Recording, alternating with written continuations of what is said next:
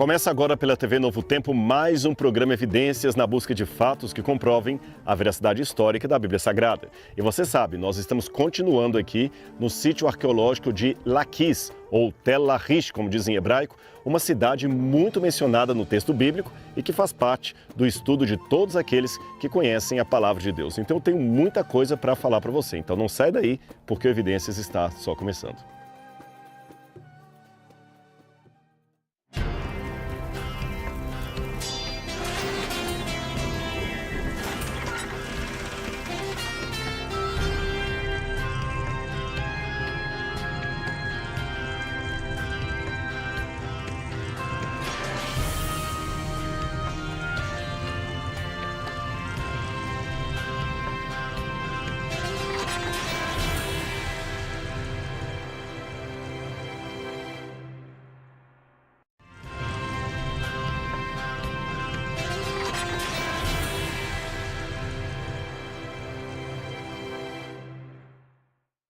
De volta com o programa Evidências aqui em Laquis, Israel, do outro lado do mundo, para mostrar para você como a arqueologia ajuda a estudar e compreender a Bíblia Sagrada.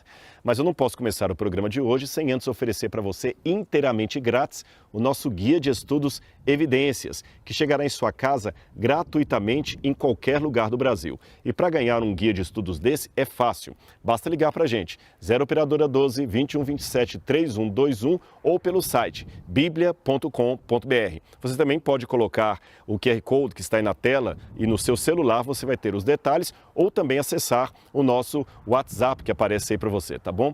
Nós aguardamos o seu contato e queremos enviar o guia de estudos para você. Aliás, eu não sei se você sabia, mas a Escola Bíblica da Novo Tempo é a maior escola de estudo bíblico do mundo. Então faça parte dela, você também.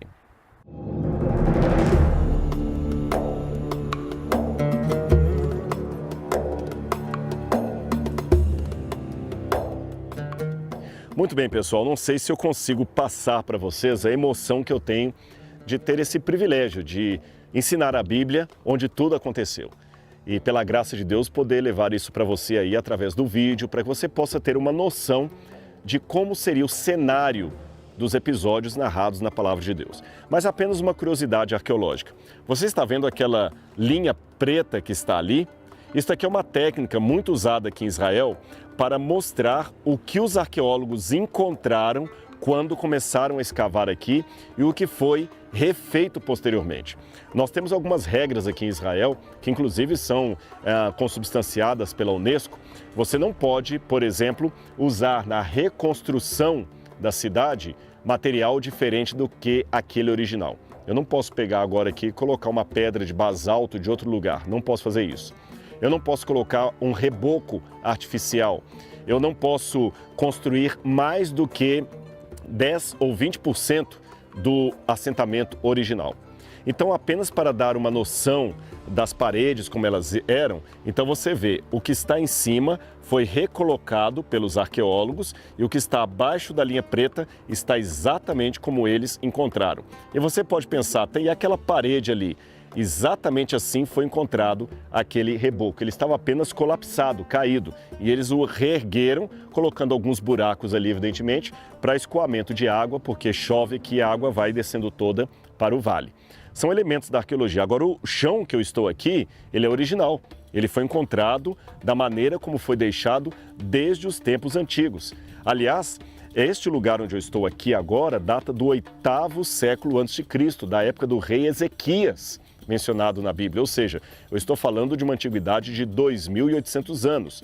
Agora, quando a gente sobe aqui esse degrau, você já tem um outro período de tempo mais recente. Aqui eu já estou falando do 6º século antes de Cristo.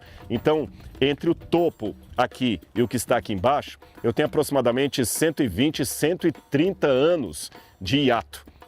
Ou seja, através da arqueologia você pode entrar na máquina do tempo. Porque você quer ver o andar no tempo? Muito bem. Aqui eu estou no 8º século antes de Cristo, como eu falei. Quando eu subo aqui, eu já passo para o 6º século. Em outras palavras, estou mais recente. Você percebeu? Mais de 100 anos se passaram desde o chão até aqui. Quando os arqueólogos, portanto, estavam escavando aqui a região, O piso original do sexto século é onde está o meu pé aqui para diante. Agora você percebe uma coisa, eu espero ser bem didático para você. Se aqui era o piso original, esse piso que está embaixo, como eu falei, é 150 anos mais antigo do que aquele que estava aqui. E eu não sei se você já conseguiu captar a ideia de onde eu quero chegar. É um dilema, um paradoxo da arqueologia. Para descobrir o passado, às vezes eu tenho que destruir o passado. Porque para descobrir esse piso mais antigo da época de Ezequias, que estava aqui embaixo, houve a necessidade de destruir o piso do sexto século que estava aqui em cima. É por isso que a arqueologia não significa você fazer um buraco de maneira desordenada. Você escolhe o que vai preservar e o que vai tirar. É claro, é óbvio que se fôssemos tirar esse piso que está aqui embaixo, mais abaixo dele ainda haveria um piso mais antigo, de um outro período. Por isso que eles datam muito o sítio arqueológico em Laquis 1, 2, 3, 4, 5 e 6. 6 períodos diferentes. O nível 1 é aquele que está mais na superfície, portanto o mais recente. O nível 5 está mais embaixo, portanto o mais antigo. Percebeu? Fácil de entender, não é? Então aqui nós estamos numa situação mais recente, aqui mais antiga. Abaixo desse piso haveria então um outro contexto mais antigo ainda. Mas eu tenho coisas interessantes para mostrar para você dentro da cidade. Então vem comigo que você ainda tem muita informação importante e você vai ver como a Bíblia pode ser lida de maneira tridimensional. Vem comigo que eu vou mostrar para você. Aqui eu estou na parte interna da cidade, então eu já atravessei o portão. Se você se lembra, no programa anterior, eu expliquei que a cidade tinha uma única entrada com 2 portões ou 2 portas, não é isso? Formando um L, evidentemente por questões de segurança da cidade, que se um exército invadisse, ele ficaria encurralado lá atrás. Então as pessoas passavam aqui, você vê que era um lugar bem concorrido para a época. Aqui também você tem essas pedras que estão de um lado e de outro, são justamente o esgoto da cidade, o escoamento da água. Ou quando havia uma chuva também, a água passava por aqui. Eles guardavam também muitas vezes a água em cisternas, porque a água era naquele tempo e continua sendo um objeto ainda de preciosidade aqui no Oriente Médio. E nessa parte inicial da cidade, o que nos chama a atenção é que você tem esses lóculos que estão aqui atrás. Você está vendo aqui, na verdade, são cômodos. Eu tenho 3 cômodos de um lado e 3 cômodos do outro. Esse formato arquitetônico, ele é curioso que é o mesmo exato formato que nós encontramos em outras cidades israelitas ou judaicas, como por exemplo a cidade de Tel Gezer, tem o mesmo formato de portas, com 3 cômodos de um lado e 3 cômodos de outro. Em Tel Gezer, Tel Megido também da mesma forma, e aqui em Laquis também é do mesmo jeito. Hirbert Keiafa também, que seria a cidade de Searim ou Sharaim, também tem o mesmo formato. Isso é importante porque mostra uma arquitetura única e é uma evidência de um reino unificado de Israel exatamente no período em que a Bíblia apresenta. O que eram esses cômodos que ficavam aqui à entrada da cidade? Bem, aqui você tinha a Receita Federal, a aduana. As pessoas que entravam na cidade tinham que pagar os seus impostos aqui.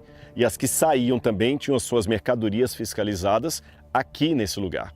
Mas além desta questão fiscal, era também na entrada da cidade, um pouquinho mais abaixo ali, que havia os julgamentos. Eu também expliquei no programa anterior que os julgamentos eram feitos à porta, à entrada da cidade, para dar publicidade ao fato.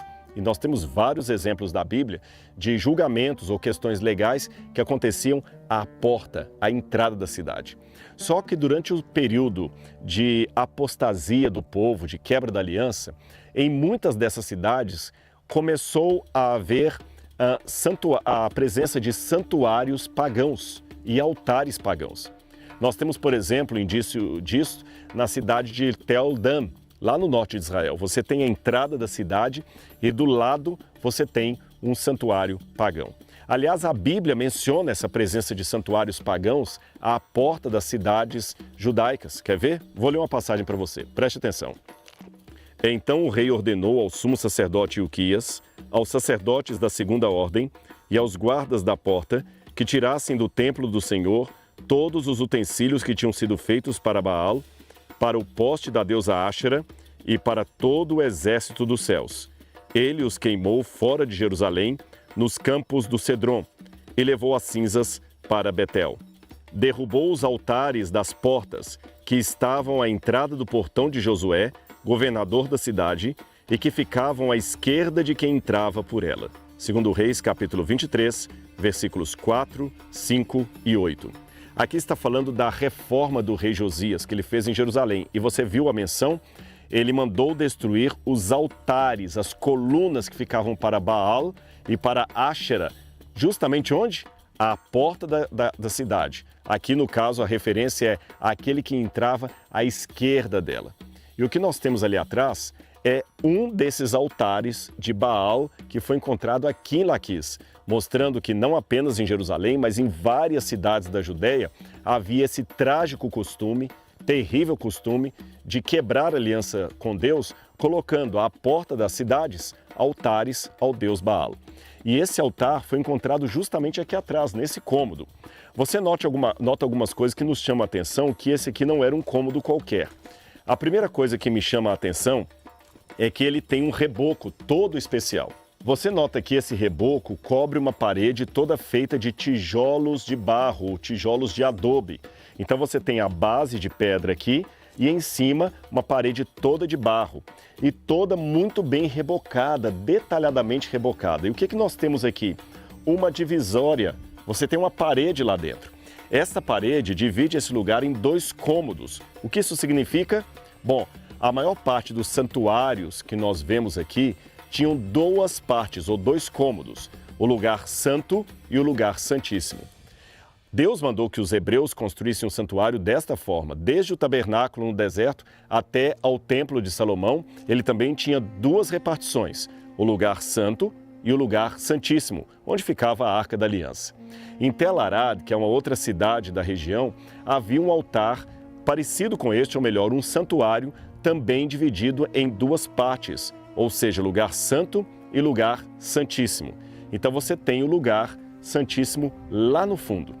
No caso do tabernáculo ou do santuário que Deus mandou construir, o que ficava no lugar santíssimo era a Arca da Aliança, contendo os 10 mandamentos de Deus. Você conhece isso pela Bíblia.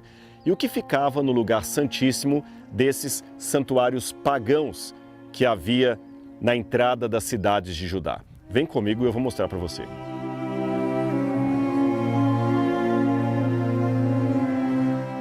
Pois bem, então é aqui. Vamos conhecer esse segundo compartimento. Você vê que ele é pequeno e não precisava ser grande mesmo. Sabe por quê? Esse segundo compartimento, que eles chamam de Santíssimo, era um lugar apenas para o sumo sacerdote atuar. No caso do paganismo, você tinha aqui uma parede, não inteira, ela cobre aqui, você vê que tem algumas pedras aqui, mas ela tem o reboco. E aqui os arqueólogos colocaram um reboco novo. Como eu falei, uma parte eles reconstroem com o mesmo material do sítio arqueológico, então reconstruíram até ali, mas a parte original está aqui, olha. O reboco original está aqui. Você tem o reboco, você tem a parede feita de tijolos, e você nota que aqui parece que tem um vão. O que seria esse vão? Bom, há várias hipóteses, várias teorias. Alguns pensam que aqui poderia ter um relevo do próprio Baal e de Áxera, poderia ter, quem sabe, uma imagem pagã, ou, quem sabe, algum livro sagrado que hoje se perdeu. Sabe, como se fosse um lugar interno dentro do santuário. Agora, o mais curioso vem aqui. Esse altar que você está vendo aqui é original. Isso aqui não é uma réplica. O altar onde eles ofereciam sacrifício. Essa pedra que está aqui comigo, olha. Bem aqui, tá certo?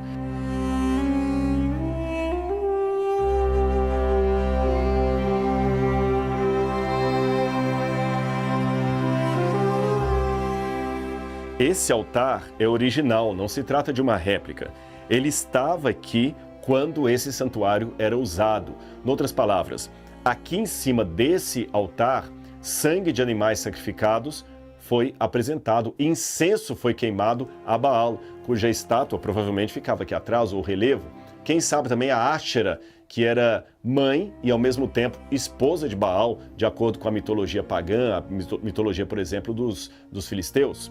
Agora, esse altar, ele foi depredado no passado.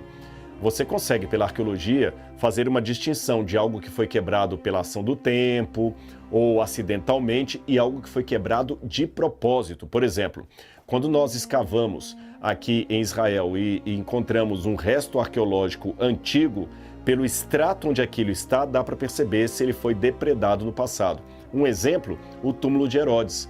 Quando o Ehud Netzer, que foi o arqueólogo que escavou o Herodium, descobriu o túmulo de Herodes, do rei Herodes, aquele que mandou matar as criancinhas em Belém, ele percebeu que o túmulo de Herodes estava completamente quebrado. Não por vândalos da modernidade, não por ação do tempo ou por questão acidental, mas pelos judeus do passado que odiavam o rei de Jerusalém, o rei Herodes. Mas, deixando Herodes de lado e voltando a falar aqui, esse altar também foi quebrado.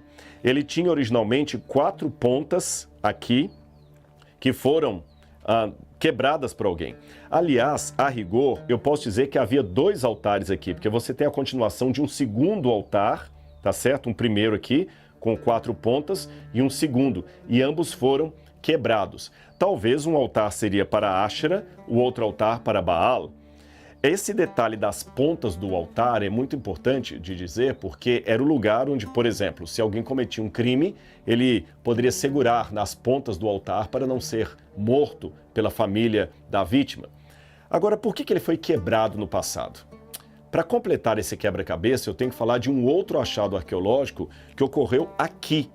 Quando esse altar foi encontrado originalmente, aqui nesse mesmo lugar onde eu estou, encontraram também uma latrina. Nesse exato lugar aqui, onde está esse pano aqui, eles encontraram uma latrina. Agora começa a ficar meio estranho. O que faria uma latrina aqui na porta da cidade, à entrada da cidade, num lugar que não é um banheiro? Vou mais além. Você viu que o esgoto está lá fora, não há nenhuma canalização aqui. Era uma latrina que nunca foi usada. Qual seria a explicação disso? Vamos deixar agora a Bíblia falar? Houve 3 reformas religiosas muito importantes na história do povo hebreu. A reforma de Jeú, ocorrida mais no Reino do Norte, em Israel, a reforma de Josias e a reforma de Ezequias, aqui na parte sul, no Reino de Judá. Falando da reforma de Jeú, o texto de 2 Reis, capítulo 10, versículo 27, diz o seguinte, preste atenção, vou ler aqui na Bíblia, no próprio altar aqui de Baal. Também destruíram a coluna de Baal e derrubaram o templo de Baal, transformando-o numa latrina que existe até o dia de hoje. Isto é, até o dia em que esse texto foi anotado. Você percebeu? A Bíblia de um lado, o artefato do outro, um lançando luz no conteúdo do seguinte. Ou seja, através da arqueologia, fica mais fácil entender a palavra de Deus. Quer saber mais coisas sobre Laquis? Então, vamos sair que eu tenho muito ainda para mostrar para você. Vamos comigo?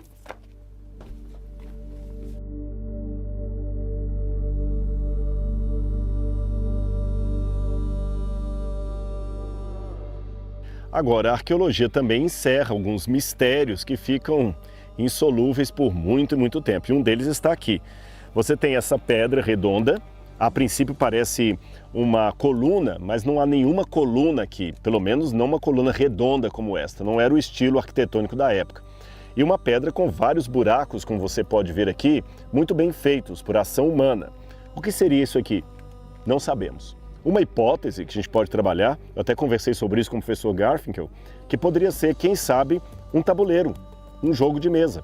E as pessoas com pedrinhas na mão poderiam jogar aqui, umas com as outras, em algum tipo de jogo cujas regras sumiram na poeira do tempo. São curiosidades. Quem sabe um dia vamos encontrar mais detalhes e mais informações que nos expliquem o mistério dessa pedra cheia de buracos.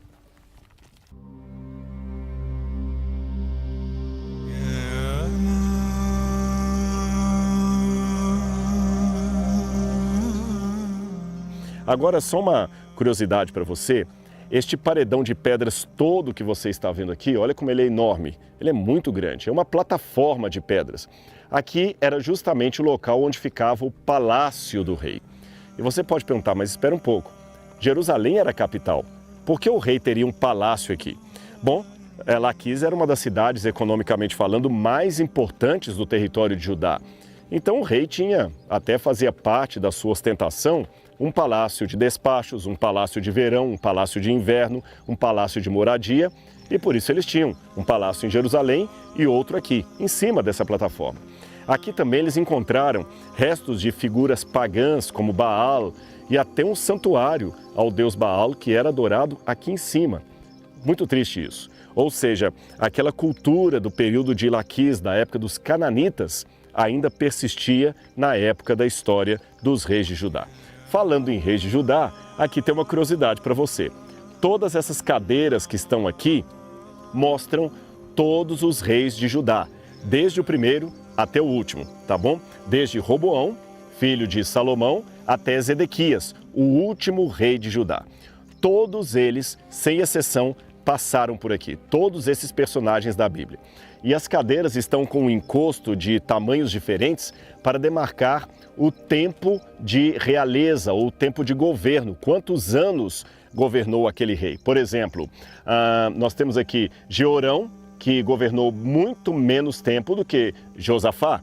Josafá governou menos tempo do que Asa. E assim por diante, você tem Atalia, Joás, Amazias, vários reis. Aliás, falando em Amazias, a cadeira dele está aqui, Amazias foi morto exatamente aqui na cidade de Laquis. A Bíblia fala sobre isso. Eu vou ler com você essa passagem, está em 2 Reis, capítulo 14, versículos 19 e 21. Veja o que diz a palavra de Deus. Conspiraram contra ele em Jerusalém, contra Amazias, e ele fugiu para Laquis, para a cidade onde estamos. Porém, enviaram homens atrás dele até Laquis e o mataram. Trouxeram-no sobre cavalos e o sepultaram em Jerusalém, junto a seus pais, na cidade de Davi.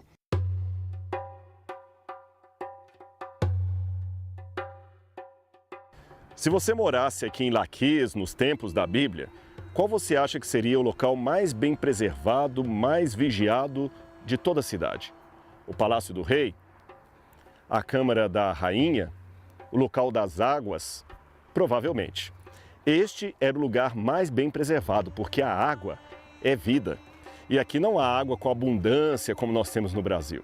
Encontrar um veio d'água é encontrar uma mina do tesouro. E aqui nós temos exatamente nesse ponto onde eu estou, um poço da cidade. Você nota que ele está num lugar mais baixo, mas certamente aqui havia no passado uma muralha protegendo esse lugar, além de um esquema de soldados fortemente armados. Metros e metros estão lá para baixo, num antigo poço que hoje se tornou uma moradia, um condomínio de pombos. Esse poço aqui foi escavado provavelmente ou no período cananita ou no início do período dos hebreus na terra de Canaã. Se estamos falando dessa cronologia bíblica, eu estou dizendo que esse poço aqui tem nada mais, nada menos que 3.200 anos no mínimo, talvez até mais do que isso. Quem sabe quando esse poço foi feito, muito antes da cidade existir, aqui era apenas uma terra de ninguém. Estou quase adentrando no período patriarcal, que em linguagem arqueológica nós chamamos de período do bronze. Na época em que Abraão andou também pela terra de Canaã, Abraão esteve em Hebrom, Abraão esteve nessas áreas, Abraão conheceu o deserto do Néguev. Naquele tempo, encontrar um veio d'água e abrir um poço era tornar você um homem muito poderoso, um proprietário de uma grande riqueza. E a Bíblia fala que em vários lugares Abraão mandou cavar a terra que ele havia comprado, abrir a terra e Deus o abençoou porque ele encontrava a água ali. Um exemplo desses lugares é Beersheba, ou Berseba, como aparece nas Bíblias em português. Aliás, tornar-se dono de um poço era algo tão sério que pouco tempo depois, uma cidade era construída em torno desse poço, como aliás aconteceu com Beersheba. Aliás, o próprio nome Beersheba significa em hebraico o poço do juramento, ou o poço do sete, ou sete, juramento, porque ali tinha um poço que depois virou uma cidade. Você vê que Moisés também, quando encontrou a sua esposa, ele também a encontrou à beira de um poço, onde ele ajudou ali a tirar água. Nós temos também o caso do servo de Abraão, que foi buscar uma esposa para Isaac e encontrou a bela futura esposa de Isaac justamente ali perto de um poço. Estou falando de Rebeca.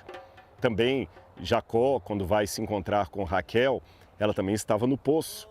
Então era muito importante no período patriarcal você ter um poço em sua propriedade. Então é bem provável que na época em que Abraão ainda estava peregrinando por essa terra, alguém escavou um poço aqui, tornou-se dono dele, muito rico, muito poderoso, e depois veio a existir a cidade de Laquis. Aliás, o poço era tão importante que quando uma caravana de nômades passava pelo local, eles costumavam usar a água daquele poço e, evidentemente, para isso, tinham que pagar um imposto para o proprietário, para o dono do poço. Bom, saindo das páginas do Antigo Testamento, indo para o Novo Testamento, nós também temos Jesus encontrando com a mulher samaritana num daqueles antigos poços que haviam sido feitos por um dos patriarcas, o poço de Jacó. Esse poço que eu estou fazendo referência ficava em Samaria. Jesus parou naquele poço, sentou e enquanto os apóstolos foram comprar comida em algum canto ali perto, Jesus esperou. Ele sabia de certa forma o que estava para acontecer porque o Senhor lhe havia revelado. Então vem a mulher samaritana, numa época do dia como esta, com o sol quente a pino, perto do meio-dia, buscar água. Num momento em que as mulheres normalmente não iam debaixo do sol para pegar água. Se ela ia naquela época ou naquele horário, é porque ela ainda era uma mulher rejeitada pela maioria. Mas num poço semelhante a esse, ela encontrou aquele que tem a água da vida.